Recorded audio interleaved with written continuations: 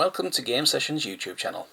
In this new series I'm going to be collecting, playing and ranking every PS1 game. Yes, this might take a few years. Anyway, I wanted to do this in chronological order so I can see how gaming on PS1 has changed over the years. So we're going to start with the Japanese launch games from December 1994, which I have here. The first game I'm going to be looking at is the only first-party title in the PS1 launch window. It's a lesser known game called Crime Crackers, with this lovely anime artwork.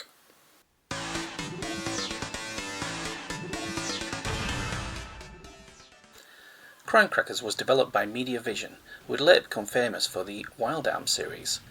This was their first release, and as you can see by the footage, it's a first-person shooter with RPG elements, and mostly consists of blank corridors and awkward shooting segments. The characters, however, are well drawn and detailed, and the RPG elements are interesting, but can't really make up for the repetitive gameplay and annoying combat.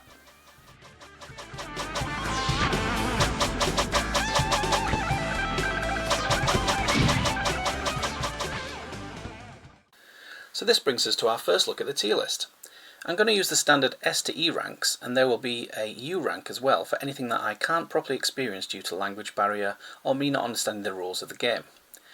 Crime Crackers for me wasn't a particularly enjoyable experience, but could have potential for those with more staying power than me, and I'm going to drop it in the D category.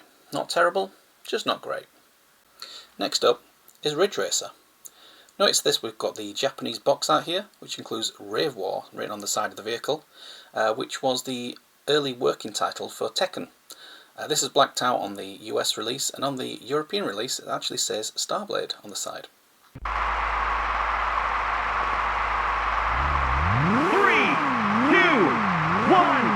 go! Wow, what a start! This is just what I wanted to see! This is a great conversion of the hit Namco arcade game, and the only game on this list that was released in all regions. I remember when I first saw this game in arcades when I was on a holiday at Primrose Valley on the east coast of Yorkshire, somewhere we went to many times over the years and my most frequented arcade. The graphics were amazing and the soundtrack was awesome and I loved it.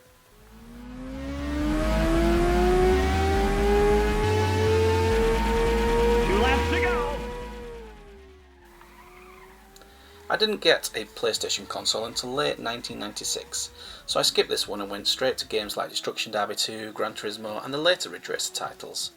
So this was my first time really playing this one properly. As there's only one track with two variations and two cars with two variations, I didn't really expect too much of this. However, the gameplay is so tight, the presentation is fantastic. The cars feel great and the risk and reward is just spot on, and that soundtrack still hits so hard. I love it. A new record!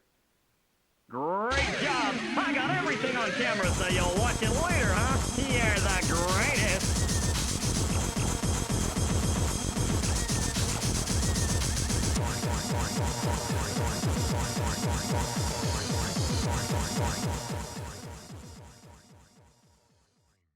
This game is also compatible with the Nekketsu controller, which if you haven't seen one, looks like this.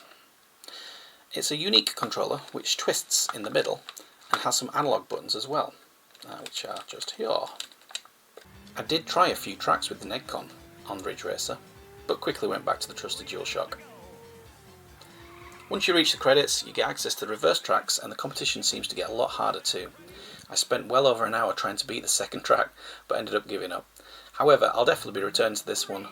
This game definitely has that one more go feeling that the best games give.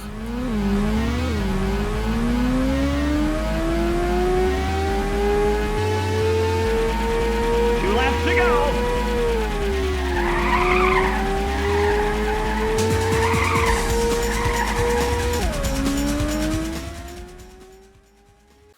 Anyway, let's have a look at the tier list, and considering I played this for over 2 hours and still want to play it again, I have to put this into A rank. I'm quite a fan of racing games and there's a hint of nostalgia here too, but I still think it deserves an A rank overall. The next game we're going to be looking at is Gokujou Parodius Deluxe Pack, or simply Parodius as it was released in Europe, but I'll be playing the Japanese version here as it's much cheaper.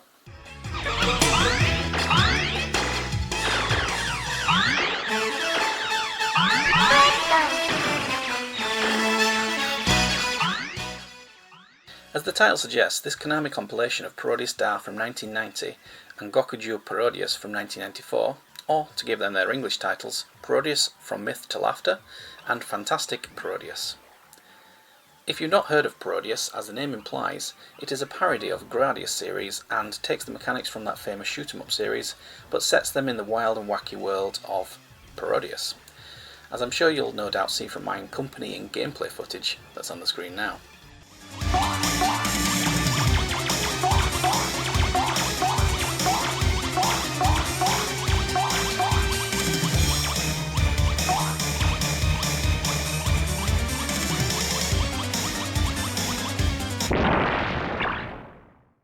This game compilation is a lot of fun, especially Fantastic Parodius, which takes everything enjoyable about Parodius Da and improves it and makes it quite a bit easier too. The on-screen action is wacky, the sprites are wonderful to behold, and the music is top-notch too, remixing old classical pieces to a fun beat.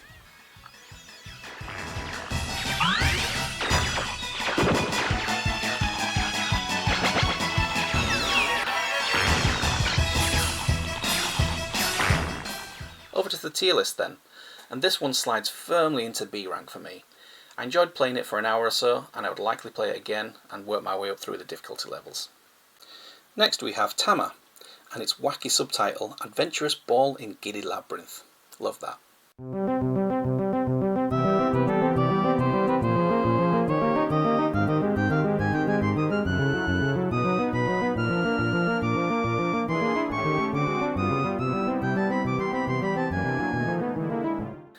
This game was developed and published by Time Warner Interactive, who are responsible for some of the worst video game titles, including Rise of the Robots and Primal Rage, so I was very unsure what this one's going to be like.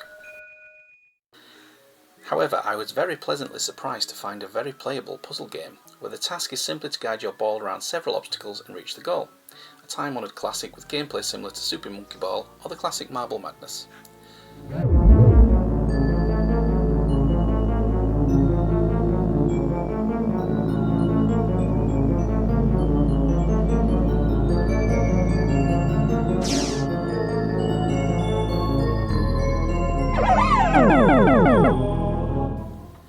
The controls are easy to figure out and there are a few ways to play. I opted for zooming in with a slight tilt and then rotating to guide the ball, however you could also tilt in all directions if you prefer to. The obstacles are simple but provided a decent challenge, and I played for over an hour and would happily return to this one and play some more.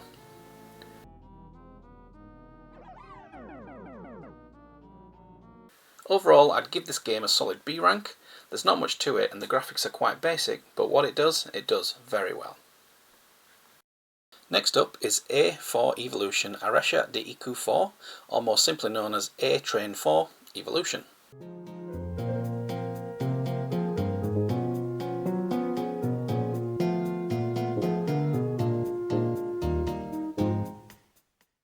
This game was developed by ArtDink, who also worked on Aquanaut's holiday games, and overall most of their games are quite niche.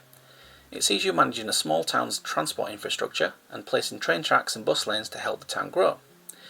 It's said that this game heavily inspired SimCity 2000, and looking at the aesthetics it's easy to see why, and Maxis would even go to publish several of their titles in their West. However, as much as I enjoy playing SimCity 2000, I found this to be very slow and nowhere near as engaging overall, which is a shame as the graphical style is very easy on the eyes.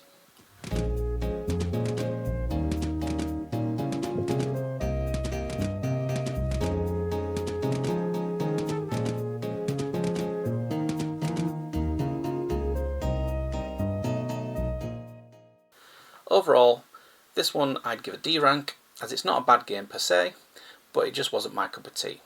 I found it to be a little too slow for my personal taste. Next is the first of what I'm sure will be many Mahjong games. In fact, there's two just in this launch lineup alone. The first one we're going to be looking at is this one, which is called Mahjong Station Mazine.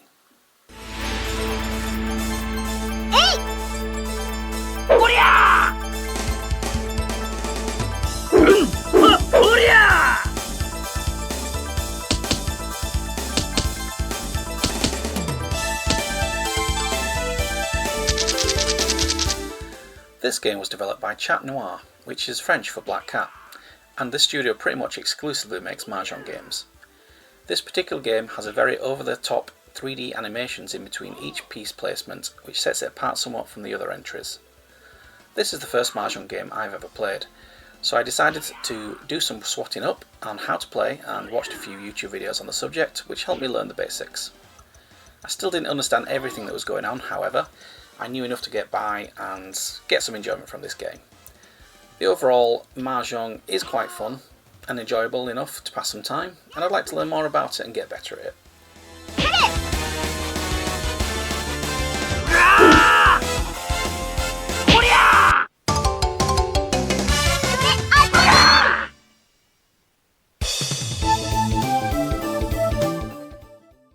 Overall though, there's much better ways to spend your time in the world of video games, so I'd have to give this one a D rank overall, as I could play it for around an hour or so before it became a little bit too repetitive and tiring.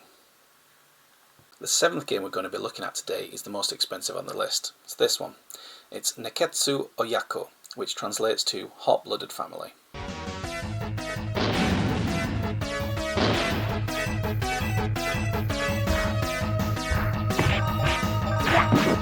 This one was developed by Technosoft, who are famous for shoot-em-ups, particularly the Thunder Force series, so this side-scrolling beat-em-up is a little bit out of their wheelhouse.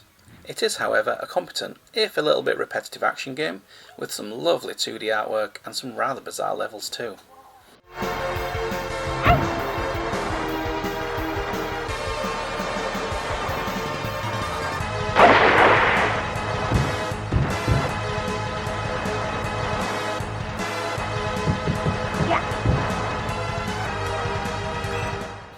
I didn't quite feel it was up there with the likes of Streets of Rage, which is a shame. However, I imagine it would still be a lot of fun in 2-player, and I had a good time working the way to the end and trying to find all the different moves, with some hidden behind quarter circle attacks.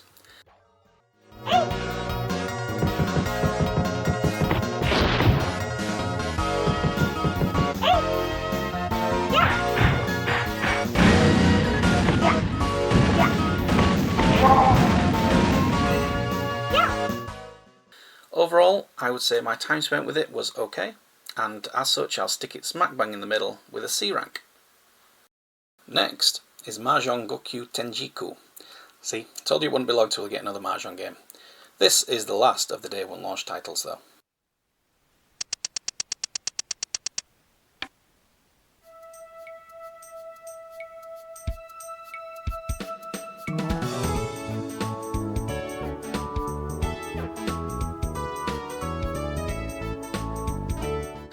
Amazingly, this is also by Chat Noir, and is a port of an older Super Famicom game of the same name. So that's 2 Mahjong games, both by the same developer. They must really enjoy this hobby in Japan.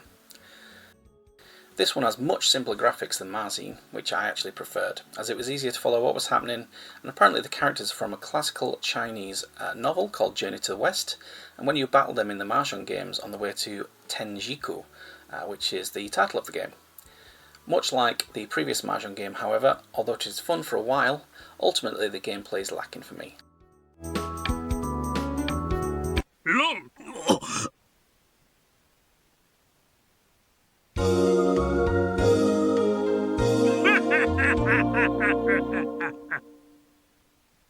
Unless you're really into Mahjong, I can't give it a higher mark than D overall.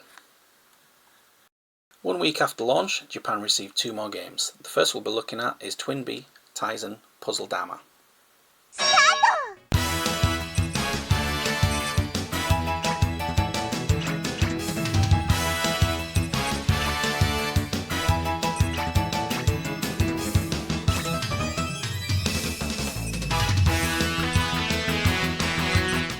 This is another compilation from Konami and contains the titular Twinbee Taisen Puzzle Dama, as well as the original arcade conversion of Taisen Puzzle Dama.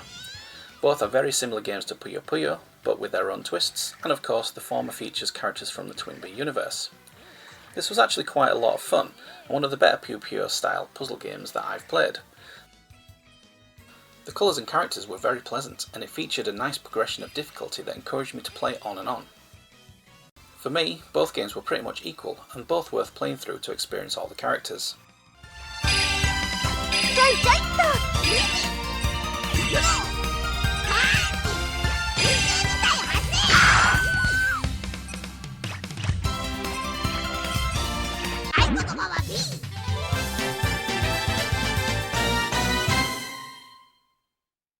This is another game that I look forward to returning to, as such I'll be giving it a B rank today.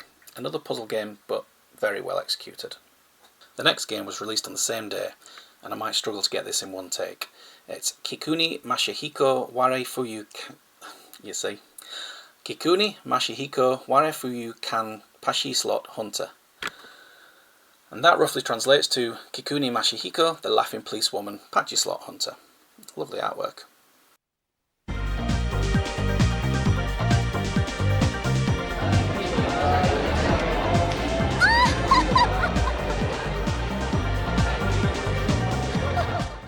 This is a game developed by Forum, who there's very little information about, and published by Human Entertainment, who are probably best known for developing the Clock Tower games on PlayStation.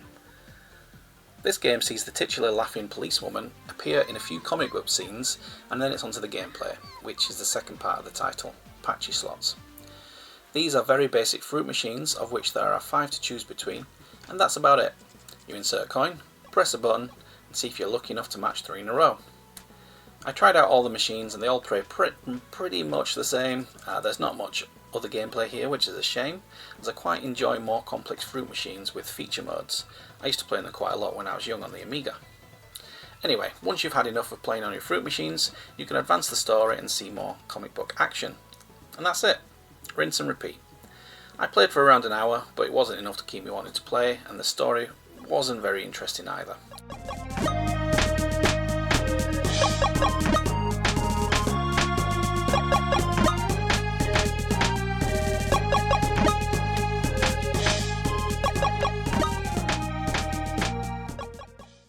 This one gets another D for me, which seems to be a popular category today, unfortunately.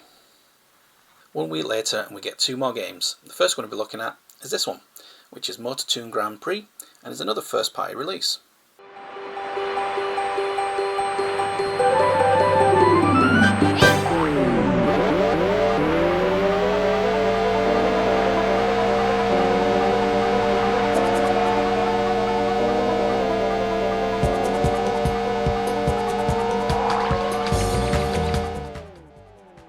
This was the first game by Polly's Entertainment, who would later go on to make the Gran Turismo series, probably my favourite gaming series of all time, so needless to say, my hopes were pretty high for this one.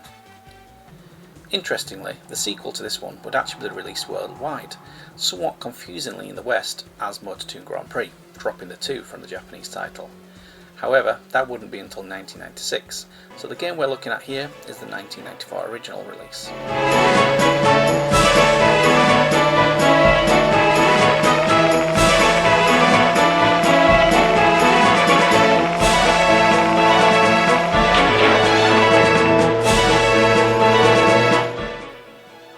As you can see, this game uses cartoony visuals for the cars and environments, and they also stretch and warp as they turn corners too, to further enhance the cartoony feel of everything. This game feels sufficiently fast and colourful graphics are engaging, however things go quickly downhill with the control of the cars and the awful collision system, where you bounce and repel off the walls and obstacles. This is a big shame, as Gran Turismo undoubtedly feels fantastic to drive, so I hope for more of that here. But this is barely playable due to these controls and the feel of the cars, not to mention those collisions. Thank goodness Polly's Entertainment, later rebranded Polyphony Digital, spent 3 years between this and the first Gran Turismo fixing the driving system.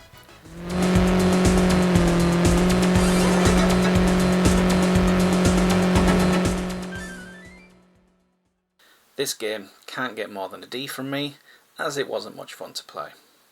The next release on the same day was Kingsfield.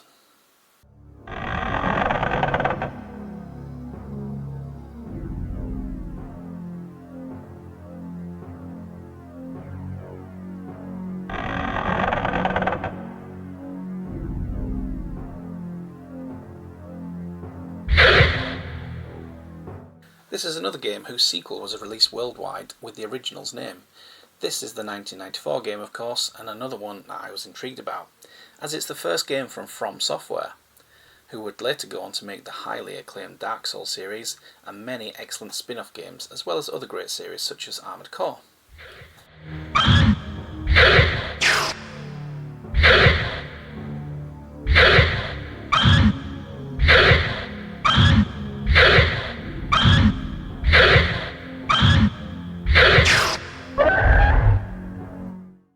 This game starts you in a corridor with a sword and an eerie atmosphere. However, the first thing I noticed was how sluggish and unresponsive the controls felt. It took an age to spin around and the attack was really slow to respond to.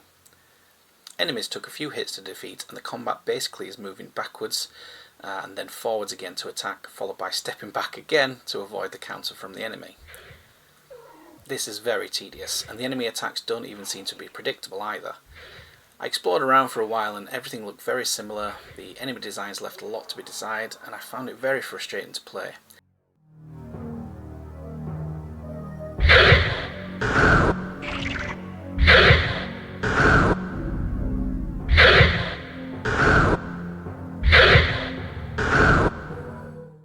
Though, as I know from Dark Souls, it could simply be one of those games where you have to persist with many deaths before you start to make progress.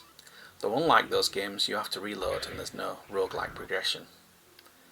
Ultimately, as much as I wanted to give this a good try, as I respect From Software's later games, I found this to be too lackluster and unrewarding to play, and unfortunately I have to award this our lowest rank yet. This is an E.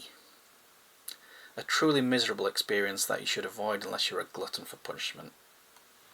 I'm hoping for better things for the final week of December, which saw 5 releases in the run to Christmas. The first we're going to be taking a look at is Geom Cube.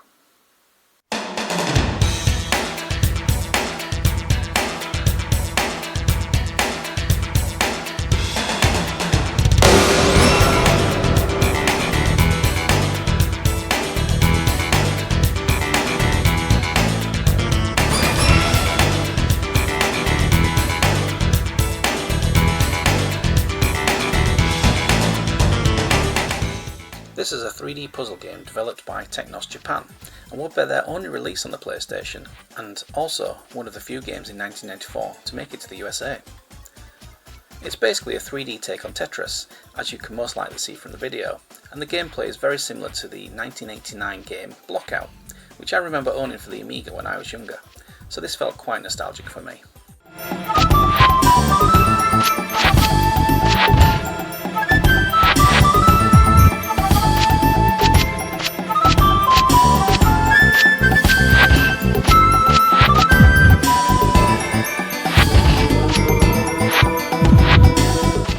It seems that Technos had some experience with this game too, creating an unreleased port for the Famicom as well as an arcade version, so it's most likely why they decided to revive the formula for this one. The main difference on this version is the inclusion of computer opponents and a progression system trying to beat them, who of course gradually get more and more difficult over time.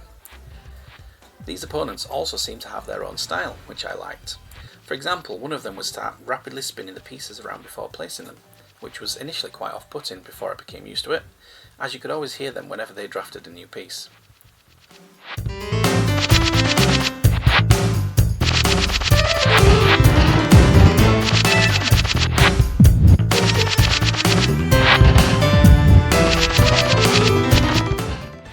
Ultimately, I really enjoyed my time with this game, and it's another one I will most likely revisit in the future.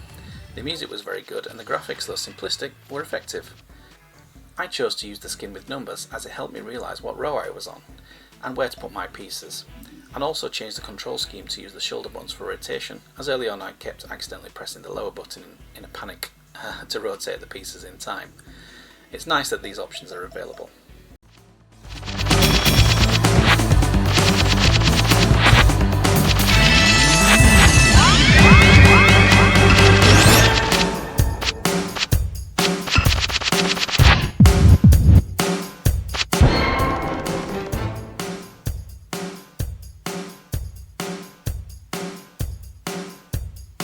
Wee.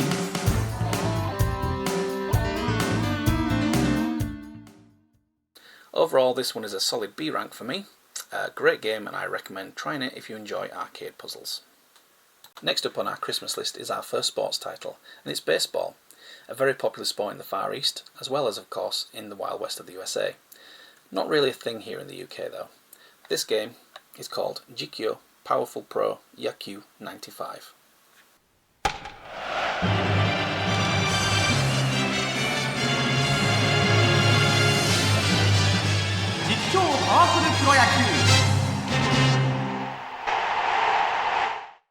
This is a Konami game, and part of a long-running Power Pro series of baseball games, and seems to be a roster update of the first in the series, Power Pro 94, which started life on the Super Famicom. The graphics are cutesy and the use of super deformed art style that is popular amongst Japanese games and is aimed at a younger audience. I found this game rather difficult to get any meaningful hits when batting, though I did a little better when pitching and fielding. Apologies if I get any of these terms wrong, by the way. This sport is basically non-existent in the UK. The most similar sports we have are rounders and cricket, neither of which I'm particularly into. And herein lies the issue for me with this game, in that I don't know much about the rules, nor do I generally care about the bat and ball sports in general, and my enjoyment therefore suffers for this genre.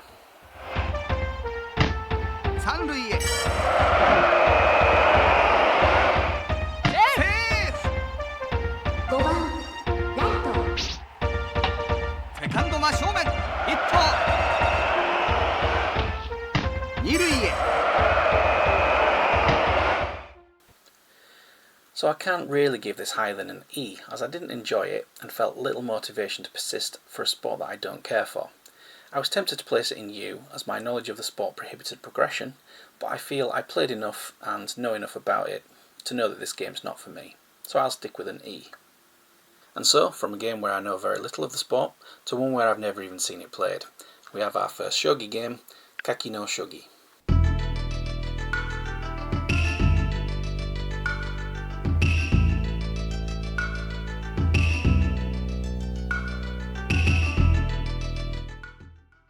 This game is by A.IV, and though there are many sources claiming other development houses, this is the only name I could see in the box and the title screen, and a name I mostly associate with interesting and often bizarre peripherals for the PlayStation. Anyway, this is shogi, also known as Japanese chess, and while I'm familiar with the rules of chess, having poured many hours into battle chess on the Amiga as a young one, Japanese chess has different rules and mostly different pieces too.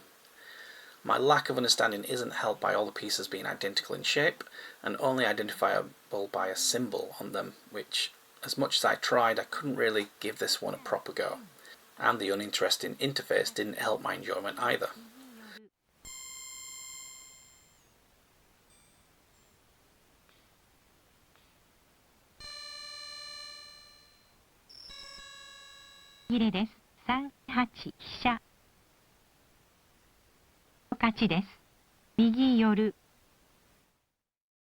This is a very basic game, but I have to give it a U, as to me, this was basically unplayable.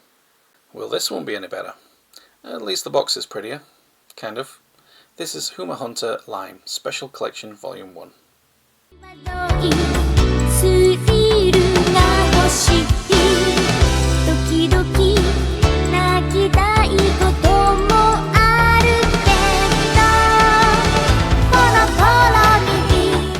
Huma Hunter Lime is a series of visual novel games developed by a company called Silence. It was originally a 12-episode series released on the PC on floppy disk and was text-based. This PlayStation compilation is a part of the first 4 episodes with full voice acting and a bit of animation too. 早く見つけないと魔法玉が妖怪化しちまう。この辺りは何もないみたいだ。そうね。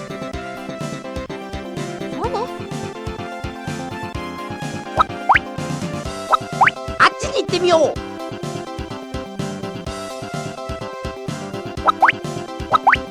なんか変わったことはあるか？変わってるって言えば、こんな夜中にこんなに明るくってこんなに人がいるってこと自体変わってるけどね。Unfortunately, the lack of any text to translate made this one pretty much impossible to play for me, as I couldn't understand what was going on. So unfortunately, this is going to be another one I'll have to throw into the U category, and leave for someone who can understand Japanese to review. Well, those last few were a bit of a bust, unfortunately. Can we finish on a high with the final game? We're going to be looking at 1994's Twin Goddess. I mean, the cover is pretty cool, so we're going to be in for a good time, right? Round 1. Fight!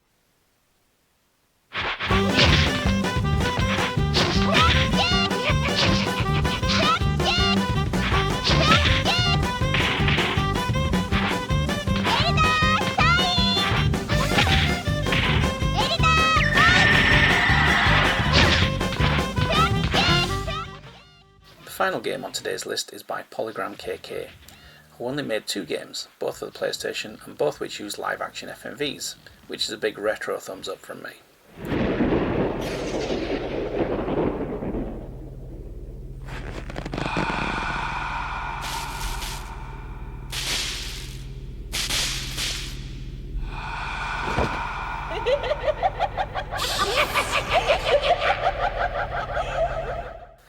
This game, Twin Goddesses, is a one-on-one fighting game that uses badly rendered graphics for the 2 protagonists as well as the main antagonist, but unusually uses cartoony sprite work for all the other enemy fighters, which is somewhat jarring to look at. Gameplay sees you fighting through a few different levels of enemies, and the fighting moves are mostly charge attacks for Nina and mostly quarter circle attacks for Sirin, who I much preferred using. There is also the unexpected addition of items and power-ups that you can purchase between each round from the game shopkeeper, as seen here. These range from permanent health increases and temporary health boosts from potions to elemental attacks and time bonuses, and perhaps most powerful of all, a second health bar once the first depletes. These add a somewhat unique element to this game versus other fighters, and it was enough for me to persist and complete one run through of the game. Overall, I'd say this plays more similarly to Street Fighter the movie. That is to say, it's a bit clunky and visually unappealing, but with a bit of a story to maintain progression and some familiar movesets to help too.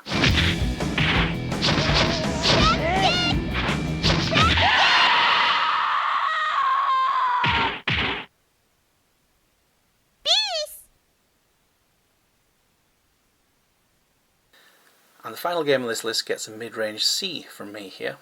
It's not terrible, but it's not great. It's just okay and playable and has some amusing cutscenes too.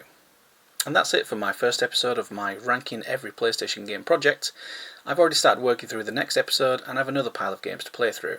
So if you enjoyed this, please leave a like, leave me a comment on the areas you enjoyed and what areas I could improve, and most importantly of all, please hit subscribe so you don't miss the next episode.